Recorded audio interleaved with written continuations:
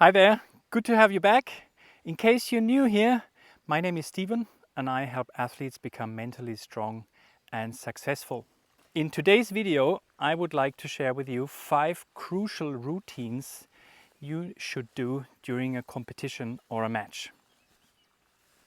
So let's start right away with the first routine you should have in your toolbox, let's say, before a competition, and that's prepare all your material, all your equipment the day before your competition. So why should you do that actually? So imagine you have to go to a match, to a competition, you have your equipment that you need to take with you, and suddenly in the next morning, day of the match, of the competition, you find out that your favorite shirt is in the washing machine. So that's really annoying, and this could have a negative impact actually on us emotionally, mentally, because we think, oh damn, I mean, how can I win this now today without my winner's shirt? So please make sure actually that you have all your stuff ready for the next day. Also, material. If you're a tennis player, for example, have you had your rackets strung? Do you have everything ready in your bag for tomorrow? You have the right equipment? Is everything washed? Is everything settled regarding maybe even also the transportation to your competition? So who's gonna take you to your match or your competition? Maybe it's somewhere in a different town. You need to take the train, or maybe you can drive yourself, or you need your parents or someone else or your coach to give you a lift. Is everything organized? Do you know the route to the venue? So when I think back when I was a youngster, I mean at that time you didn't have Google, you didn't have Google Maps, etc. You didn't even have a navigation system. So all you had was a map and your experience. So when you, let's say, had to drive to another town 2 hours away, played a tournament there, and then we had to ask someone maybe at a petrol station, for example, can you tell us the way to the club XYZ?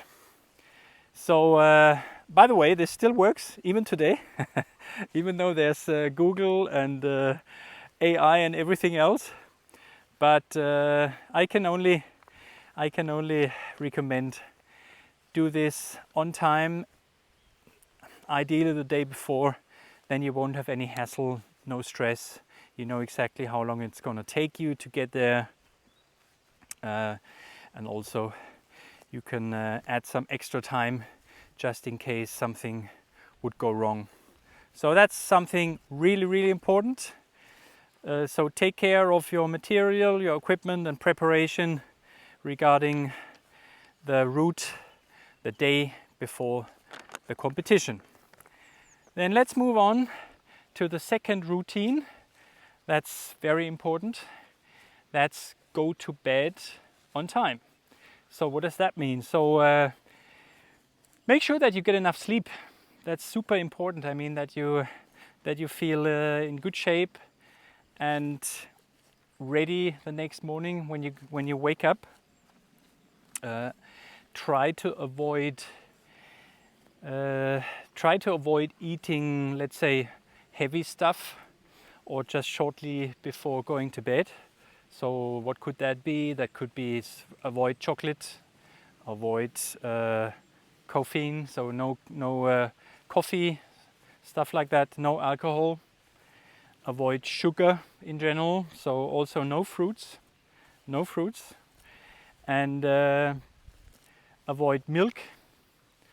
Avoid, let's say red meat like beef, veal, pork, because this is going to activate you. This is great through the day or during the day, but not in the evenings, because your body, your stomach is digesting everything, and it can't recover properly. So when we do that, we wake up in the morning and we feel maybe a little bit tired or even wasted. And when we think, hey man, I mean, I've slept maybe 7.5 hours or 8 hours, but I still feel like I've slept maybe 2 hours. And that could be also, it could have a connection with your diet or what you've had for dinner the day before. So, for example, if you go to bed at, let's say, 10 o'clock, I would suggest you have dinner latest at between 6 and 7 o'clock. So, and also don't eat any salad, by the way. It also takes a long time to digest. Eat a salad through the day, but avoid it in the evenings. Stick to, maybe you could have some little bit of fish, or also you could also have some, let's say, some chicken, some rice, maybe some little bit of pasta. That's okay, but avoid the other things that I mentioned before, ideally. Then also try to avoid using your smartphone, as of course in bed. Smartphone is a no-go in bed, and also, let's say, 1 or 2 hours before you go to bed. Just put it away, switch it off ideally, do everything you have to do beforehand, and then just enjoy your evening, but without your smartphone, because this is also something that has in general a negative impact on your sleep quality. And it starts with, of course, with social media, all the input that we get there. It's rather overwhelming for our brain. So avoid that. And the blue light also has a negative impact on the production of our sleep hormone, melatonin. So the longer you, or let's say, the closer the usage of the smartphone with social media and everything before you go to bed or even in bed, and then you even have the feeling you can feel you're not sleeping deeply. So you are sleeping somehow, but it feels different. So that's the second one. Avoid your smartphone usage, let's say between 1 and 2 hours before going to bed. That's something I definitely would recommend. Then let's move on to the third routine I suggest is arrive on time at the venue. So why should we also, I mean, we've already talked about that you have enough time for the ride, let's say, or the travels, but why should you actually arrive on time or with plenty of time at the venue? Because you have enough time to settle in, to get used to the venue. Maybe it's a new venue, and maybe it's even a big venue, and you need to still figure out where are the toilets and where do I have to talk to the officials, is there anything else I need to bear in mind, on which maybe court am I going to play, or where are we going to play as a team, where's the locker room, so all that stuff. So you have plenty of time, you can settle in, your mindset, you're really relaxed, you're in balance, and you don't have to worry about anything regarding, let's say, the venue or where to find what, where is what. So that's something, bear that in mind, that's also super important. You also have enough time, of course, for your warm-up on the spot, your preparation for the match. By the way, you can find a link to another video I produced just recently regarding 3 elements of preparation before a competition, before a match.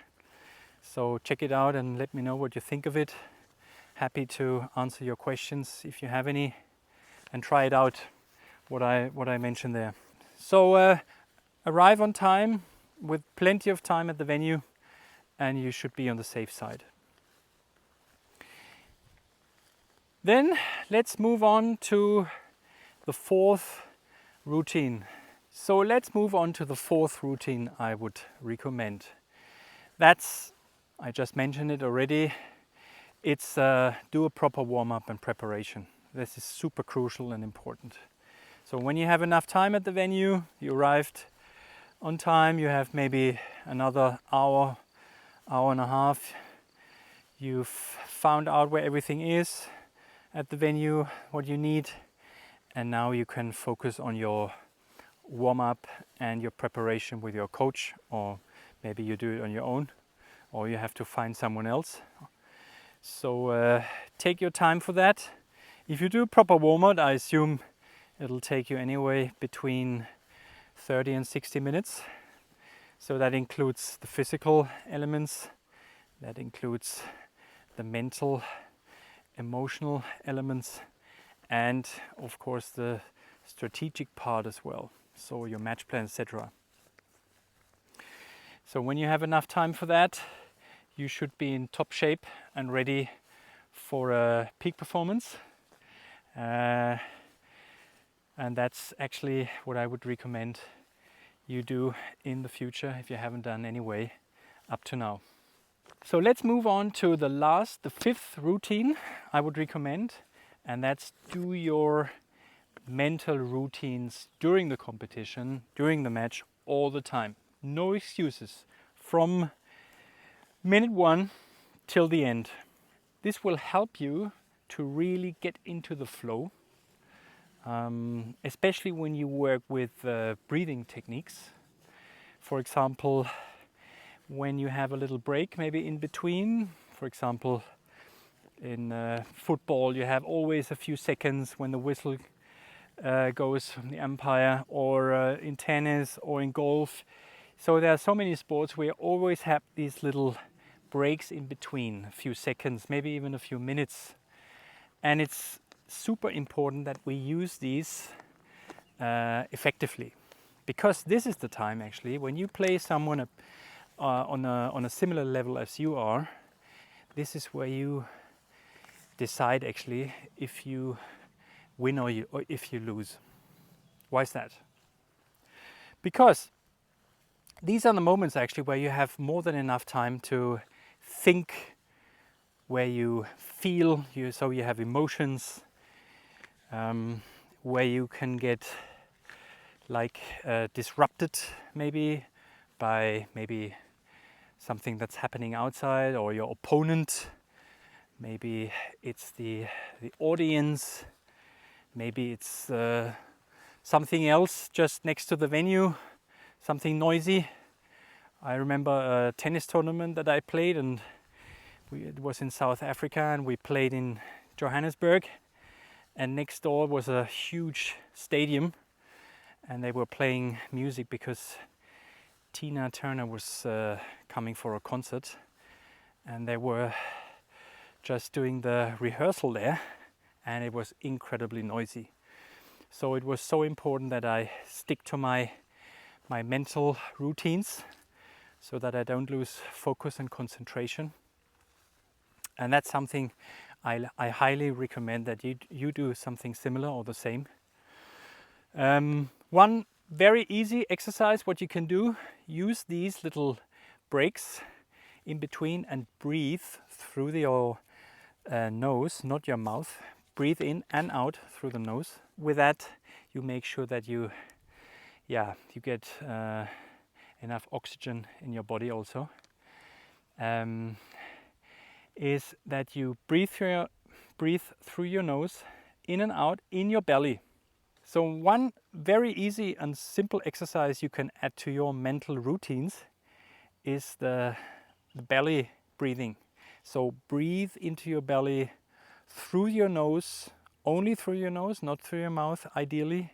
So you breathe in through the nose, you breathe out through the nose, and breathe into your belly. Imagine your belly is like a balloon, and you pump it up when you breathe in, and when you breathe out, you let the oxygen, the air out of your balloon.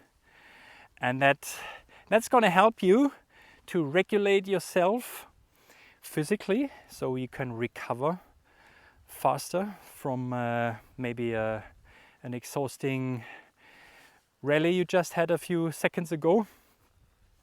It also helps you to recover mentally and emotionally, because when you focus on your breathing technique, you don't have any time to think in a negative way or to feel in a negative way.